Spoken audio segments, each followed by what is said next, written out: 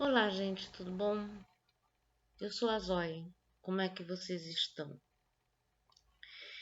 Então, às vezes eu passo um tempinho sem gravar, né? Mas acontece. Bom, eu estava pensando assim no conteúdo que para gravar, porque também vamos combinar, né? A situação não está fácil. Eu poderia falar sobre essas manifestações que estão acontecendo. Eu poderia falar sobre atualizações sobre essa pandemia, poderia falar sobre, continuar falando sobre a questão da educação, né? Afinal de contas, a situação continua complicada, né? Mas eu estava pensando o seguinte: é, eu acho que a gente, num momento como esse,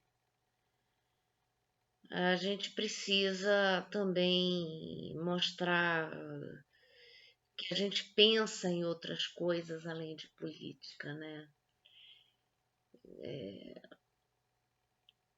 Por exemplo, no meu caso, eu penso muito em arte porque faz parte da minha vida.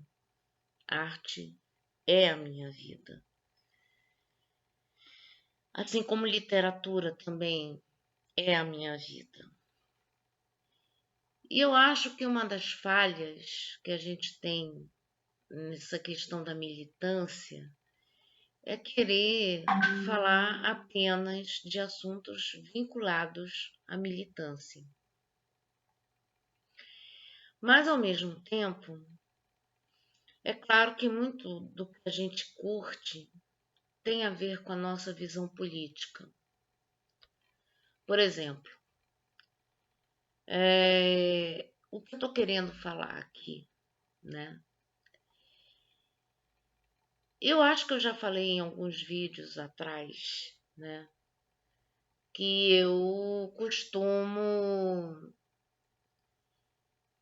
dizer que muito da minha leitura de política se deve muito mais às músicas e aos livros de romances que eu li do que leituras de filósofos em geral e principalmente Marx, né? Até porque se eu fosse depender literalmente de ler apenas Marx, muito provavelmente eu não sei se eu hoje em dia me consideraria uma pessoa mais politizada do que eu sou, ou mais à esquerda do que eu sou, entendeu? Porque na realidade eu acho o seguinte: a politização é, depende também um pouco do tipo de sensibilidade que você desenvolve ao longo do tempo, né? Por exemplo, quando você tem uma causa social, tipo, vamos ajudar os pobres, vamos tentar resolver esse problema da pobreza, a gente entra nessa história como uma questão de ser sensível ao tipo de vida que essas pessoas levam, né? Não é porque a gente tem uma questão ética ali, entende? Muitas vezes a gente tem uma questão emocional envolvida, né? Eu, pelo menos, penso dessa maneira. E muitas vezes, para você despertar essa sensibilidade, é interessante que você ouça coisas que te façam pensar sobre essas questões, né? Ou então leia livros que te façam pensar sobre essas questões. Por exemplo, eu já falei de novo, alguns vídeos atrás, sobre a Casa dos Espíritos da Isabel Allende. Naquele livro, lá mais ou menos para o final do livro, nós temos a história da derrubada do Salvador Allende, né, contada de uma forma romantizada, né, porque ela insere uns personagens ali para contar essa história, né, e isso é uma coisa que acaba nos trazendo para dentro dessa história, né? Eu acho que você vê o que estava envolvido, as forças que estavam envolvidas nessa queda do presidente, né? E na morte, né? Subsequente,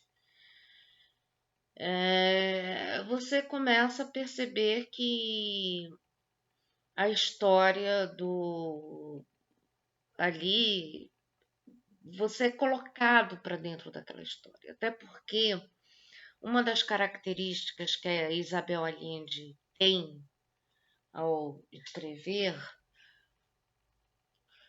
é assim, ela é muito gráfica. É o que eu costumo dizer que é uma literatura gráfica. O que seria essa literatura gráfica?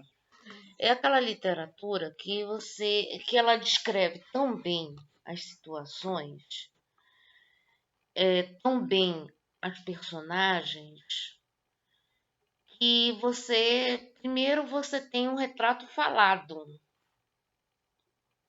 dos personagens. Ela descreve detalhes da aparência dos personagens. E não só isso, quando ela vai descrever as cenas, ela também descreve com uma riqueza de detalhes que é como se você estivesse vendo o filme passando na sua frente, né? Chega a ponto do livro ficar, em muitos momentos, assim, difícil de ler, no sentido de que, tá bom, ela tá. A gente tem, mas ao mesmo tempo é um livro muito bom, né? Porque também livros nem todos são feitos para ser legais, né? É isso que a gente precisa também começar a desmistificar esse negócio. Ah, eu não gostei desse livro, é muito chato, não sei o que, coisa e tal. Não é bem isso, né? Livros não foram feitos assim necessariamente para serem divertidos, né? Alguns livros são divertidos, outros têm essa pegada um pouco mais densa, mais séria, mais tensa também, né? Então, e isso é o que vai fazer uma leitura ser interessante também, pelo menos para quem gosta de ler, né? Então, quando você se coloca por exemplo, você tem uma personagem lá que você se identifica e você tenta se colocar na situação dessa personagem, você meio que vive aquela situação, se coloca naquela situação. Então, quando você se coloca numa situação, você é como se você estivesse vivendo essa situação. Inclusive, existem estudos neurológicos que diz que quando você lê um livro e você vive uma experiência através desse livro, não é muito diferente do ponto de vista mental, de você estar vivenciando essa situação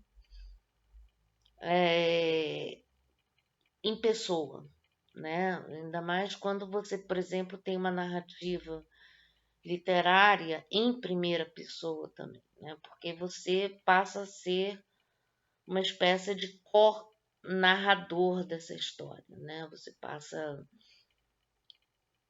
a ser a pessoa que está narrando, né?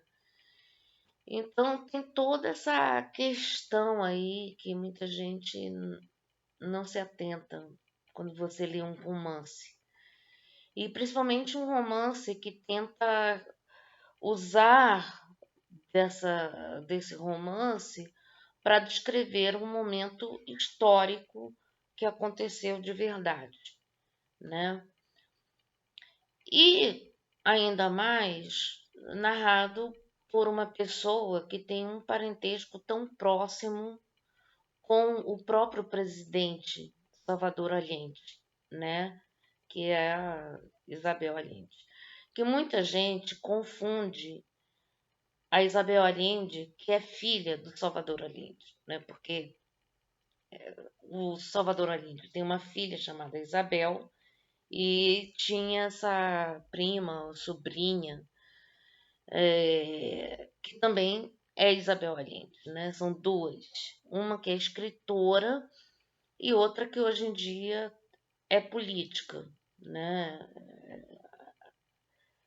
Isso aí é importante destacar, né, para não haver confusão. Inclusive uma amiga minha que era bem entendida desse negócio, ela mesma chegou a se confundir. Mas hoje em dia nós temos a Wikipédia, o Google, que nos ajuda a esclarecer esses pormenores, né? Então, isso estou falando de literatura, né? Aí você tem, por exemplo, livros como Agosto, do Rubem Fonseca, infelizmente falecido recentemente, que conta a história do Getúlio, né? E, enfim, tem vários livros, Marcelo Rubens Paiva, com Feliz Ano Velho, que ele conta a história dele, do acidente, de como ele foi parar naquela situação ali. E, ao mesmo tempo, ele aproveita para resgatar aqueles momentos em que o pai dele foi desaparecido, né? Porque o pai dele não desapareceu, ele foi desaparecido, né? Deram um sumiço no pai dele. Então, isso é uma questão interessante. É um livro também que ele conta lá com aquela criatividade, com aquele jeito interessante, um texto gostoso até, onde ele acaba aproveitando para contar o que aconteceu com o pai dele, né? Ele conta a história dele, a tragédia pessoal dele e fazendo uma espécie de conexão com a tragédia que foi o desaparecimento do pai, né?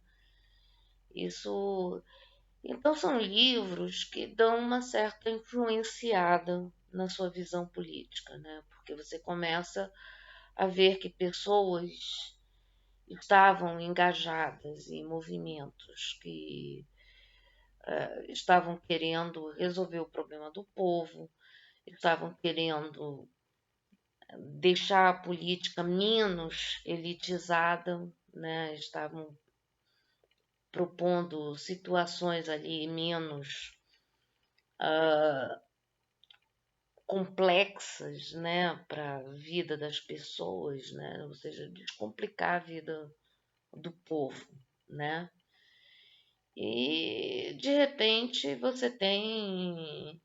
aí você começa a se sentir emocionado com essas histórias. E essas histórias são realmente muito emocionantes. E você começa a querer fazer parte disso também, entende? Então é por isso que eu acho que muitas vezes o pessoal fica lendo muito esses textos acadêmicos para justificar uma visão política, uma visão. Então eu prefiro trabalhar essa questão pela questão emocional, porque afinal de contas, hoje em dia a gente fala muito em empatia, né? Hoje a palavra muito mais usada ultimamente, né, é a questão da empatia.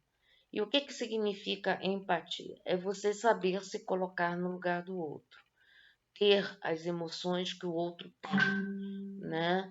Então, se uma pessoa está triste, você fica triste junto com ela, né? Ou seja, tipo, participa dessa tristeza, né?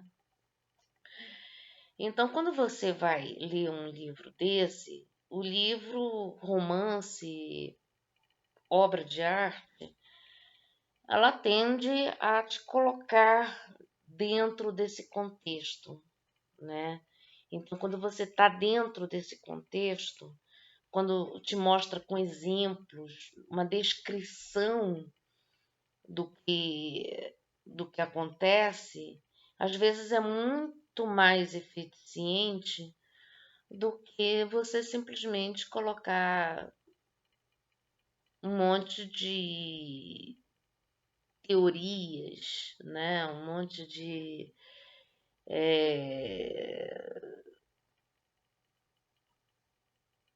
reflexões e algo. Não, porque, por exemplo, quando você termina de ler um romance, você reflete sobre ele. Então, você não precisa ter alguém para refletir por você, né? Também, né? Vamos. Essa vantagem do romance é que você reflete por você mesmo, né? Romance, já os livros mais técnicos, eles tendem a refletir por você. Aí você acaba entrando nessa coisa de querer ser muito purista com certos pensamentos e acaba não dando muito certo, né? Acaba que você vê situações assim do tipo, não, porque você não está pensando como eu, porque você não está pensando do jeito que tem que pensar, que não sei o que papapá, não sei o que. Paciência, né? Vamos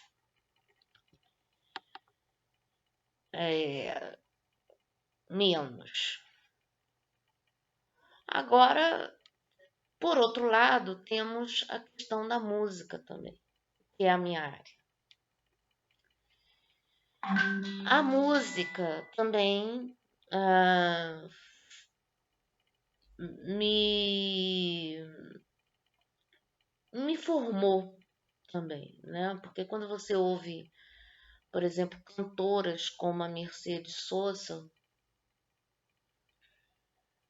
quando ela canta aquelas músicas assim, tipo, eu tenho tantos hermanos que não los puedo contar. de una hermana muy hermosa que se llama Libertad. É uma coisa que a gente começa. E a música tem esse poder, né, de nos tocar profundamente, né? Então, a música também faz parte desse contexto de politização e eu acho que funciona. Eu acho que se você quer transformar crianças em pessoas mais sensíveis socialmente, você tem que escolher as músicas corretas para isso, né? Você tem que oferecer esse repertório para essas crianças, porque eu ouço Mercedes Sosa, eu acho que eu era adolescente quando eu comecei a gostar dessa mulher, né? E sempre fui apaixonada, assim, tipo, tinha pelo menos umas 20 músicas que eu sabia decorada. Eu sabia cantar tudo, né? E, enfim, agora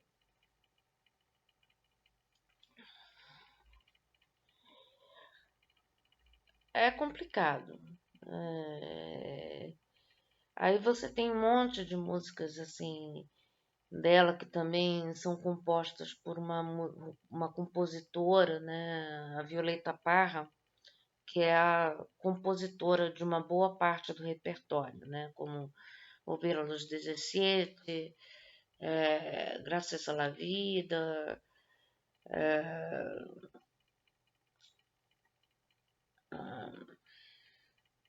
La Carta. E tem umas músicas que a Mercedes, eu nunca vi a Mercedes cantando, mas eu já via Violeta Parra, Cueca de los Poetas, né? E aí você tem músicas assim que vão te jogar no universo, né? Por exemplo, tem uma música que a Mercedes canta chamada Te Recuerdo Amanda, né? Que fala de uma moça que foi na fábrica atrás do namorado, possivelmente Manuel, né? E que estava vendo uma manifestação ali, uma greve, e de repente ela foi atrás do Manuel e não achou o Manuel. Muito provavelmente foi morto por algum policial tentando acabar com a manifestação, né? E aí você tem aquela música com um tom sofrido, não sei o quê, mostrando a Amanda ali embaixo de chuva, procurando o Manuel, não sei o quê.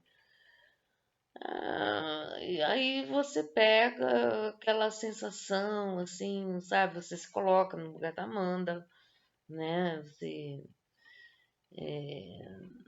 tem aquela sensação, assim, de estar naquela situação, né? Ou seja, porque muitas vezes as pessoas elas não vão entender se você falar assim, não, porque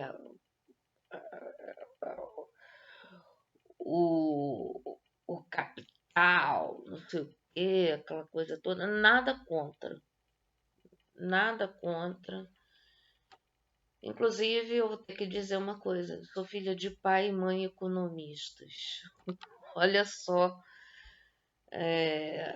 a figura. Eu sou filha de pai e mãe economistas. Eu ouvi esse negócio de economia, assuntos econômicos durante o almoço, jantar, e, enfim. E hoje eu tenho a impressão de que todas essas conversas dos meus pais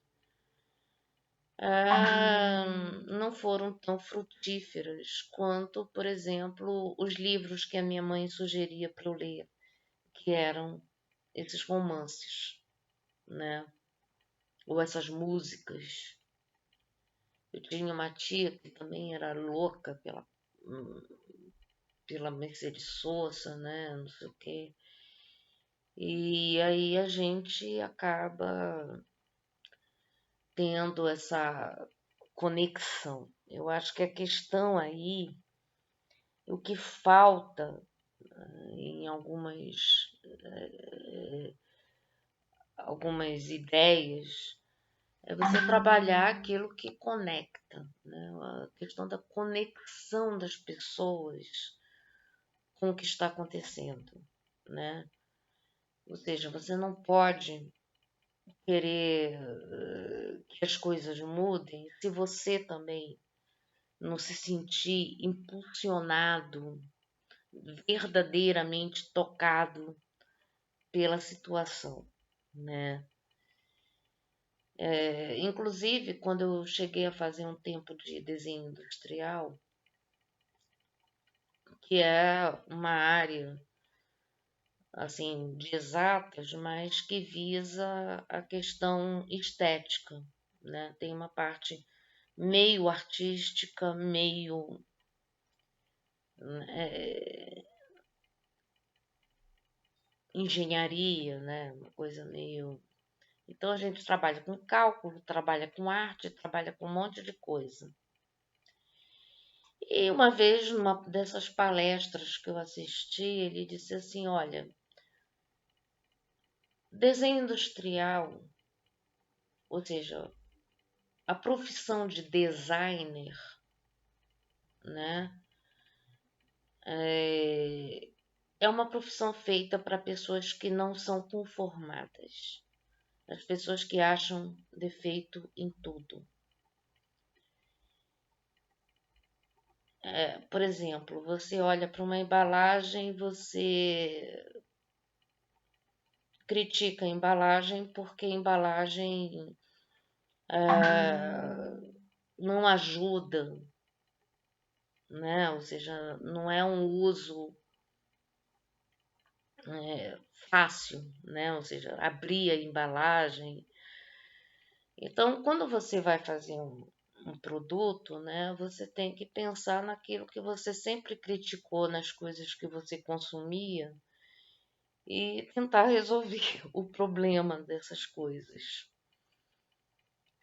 Mas, ou seja, toda a sua tentativa de ser um bom designer parte do princípio de que você acha as coisas inadequadas.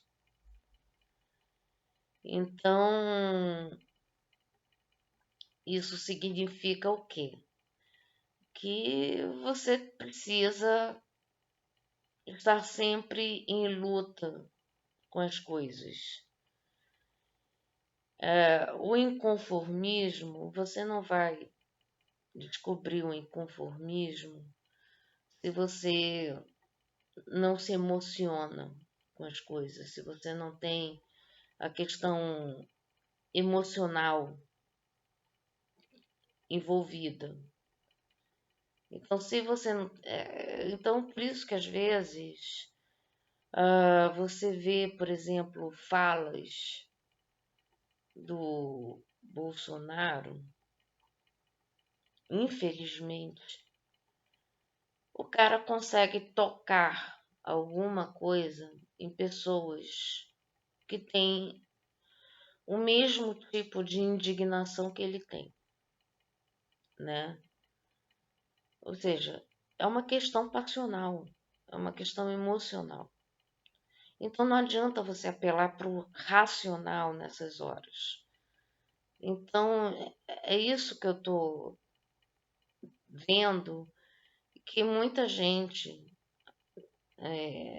da militância está caindo no mesmo erro de querer racionalizar demais o discurso e esquecer que você tem que também tocar os corações. E os corações é que precisam, nesse momento em que você tem pessoas morrendo, né? Você precisa de gente que fale por essas pessoas, por essas famílias. E que essas famílias não sejam apenas números que estão sendo mostrados diariamente nos boletins informativos, né? Porque não são números, né? A gente transforma em números pelo tamanho desses números. Mas elas não são números, elas são pessoas. E,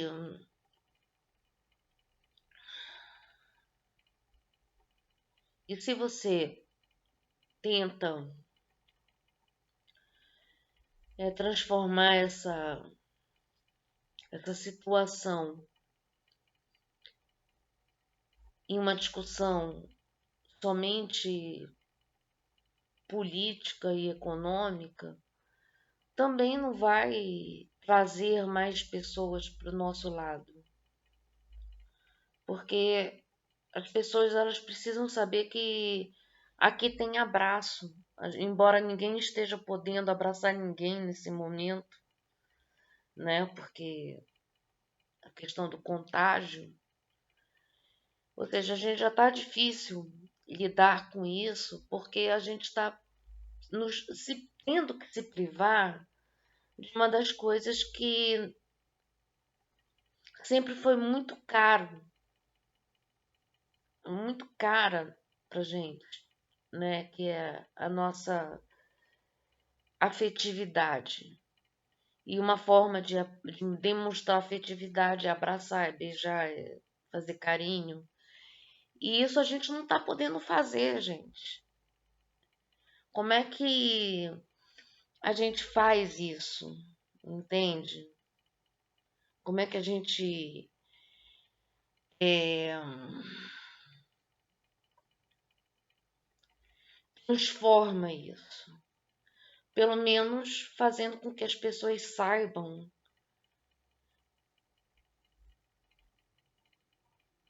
que nós estamos tristes junto com elas. As pessoas que estão perdendo familiares, as pessoas que estão perdendo amigos, elas precisam saber que a gente está compartilhando dessa tristeza com elas.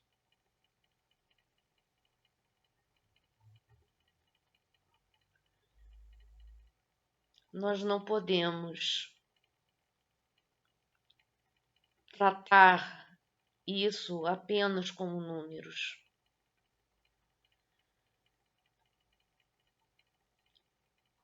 Tratar como números é tratar como todos estão tratando,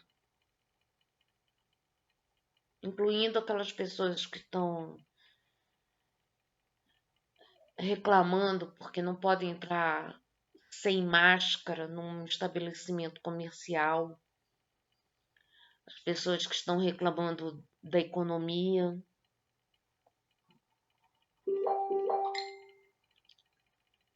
A situação é difícil, mas temos que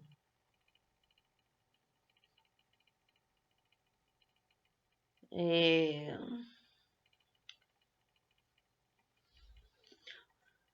mostrar que somos diferentes.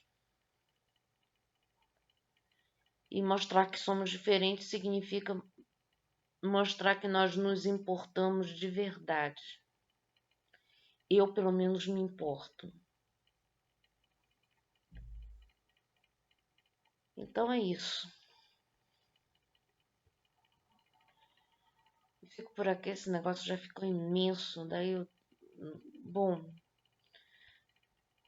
eu vou ver se eu aguento assistir o meu próprio vídeo. Se eu não aguentar, eu gravo outro menor para economizar, né, o tempo de vocês. Então é isso. Obrigada. Tchauzinho.